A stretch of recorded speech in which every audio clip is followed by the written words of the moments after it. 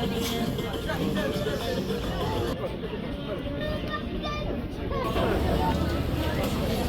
مشيت بلايص.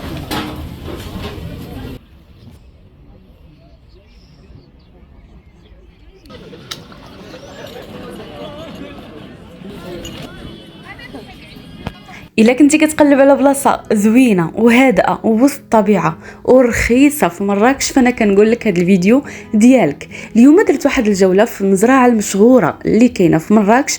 هذه المزرعه هذه البسيطه واللي كترد الروح، اللي كلها وسط الطبيعه وحداك الخيل نباتات، وكذلك حتى الفطور التقليدي اللي ما غاديش تلقاه في بلاصه اخرى من غير هذه البلاصه هذه. انا من النوع اللي كيعجبوني هاد البلايص اللي فيها كلها هدوء وبلا تكلف. هاد المزرعه حتى لو بسيطه فيها ديك الراحه اللي ما كتلقاهاش وسط الزحام. في هذا الفيديو غادي نشارك معكم الاجواء ديال الفطور وحتى المشاهد الزوينه اللي خلاتني نحس بالطمانينه وانا كاينه هنا. اول حاجه كتبان لك وانت داخل هي هاد الاجواء اللي زوينه، الطواجن كيطيبوا قدامك، الناس ناشطين وكل واحد داير الجو ديالو. هاد النوع ديال البلايص كيرجعونا للبساطه ديال الزمن اللي كان زوين.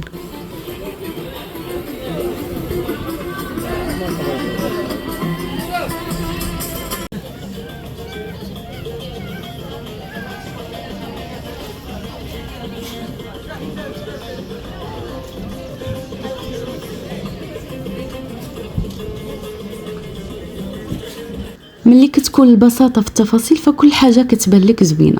حتى الخيل هنا كيبان لك مرتاح. ماشي ضروري دائما نهربوا لبلاصه بعيده باش نرتاحوا، فمرات كافي انه تكون غير بلاصه فيها نخله وشويه ديال الضوء.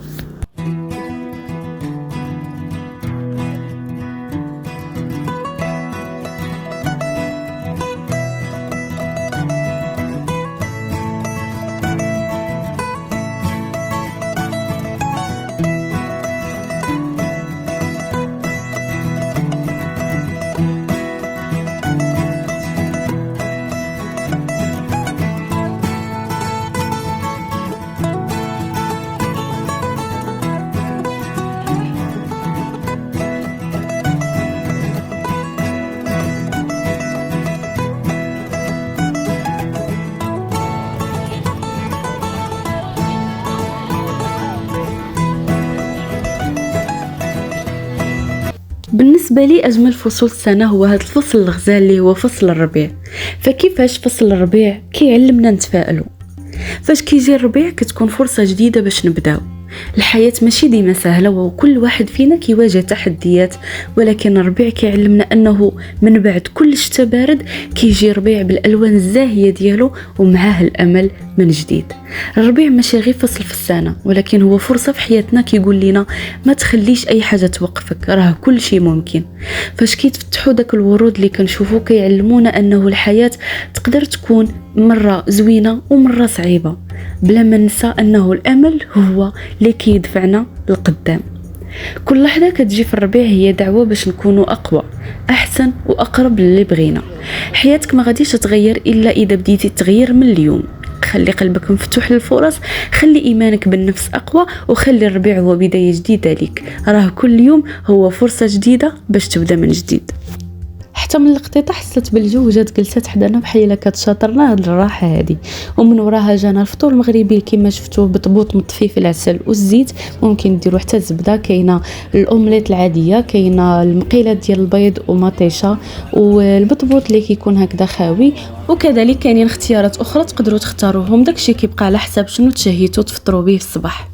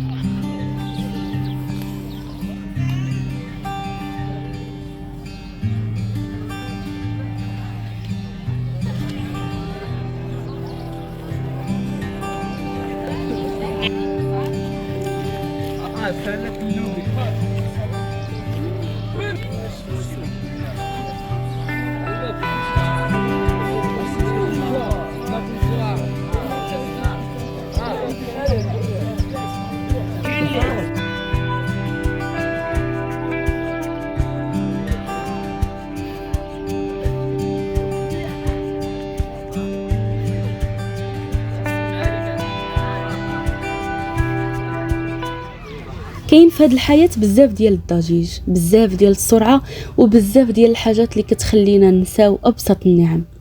ولكن فاش كنقربوا من الطبيعه كنوليو نعرفوا المعنى الحقيقي ديال الراحه. شجره كتضلل عليك، الصوت ديال الطيور، ريحه الخبز، كاس داتاي وسط الضوء ديال الصباح. هاد الحوايج اللي باينين بساط ولكن فيهم لذة ما كتلقاهاش وسط الزحام.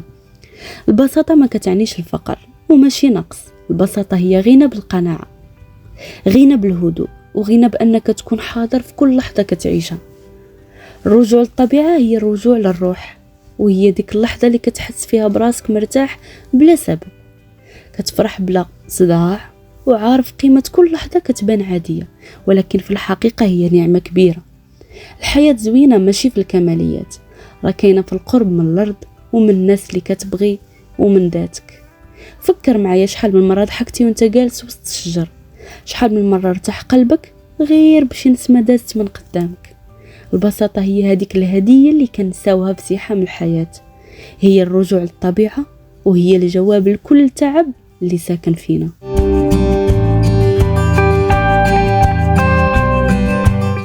ولينا كنعيشو في زمن السرعه، كل شي باغي يجري، باغي يلحق ويحقق وما يضيعش الوقت.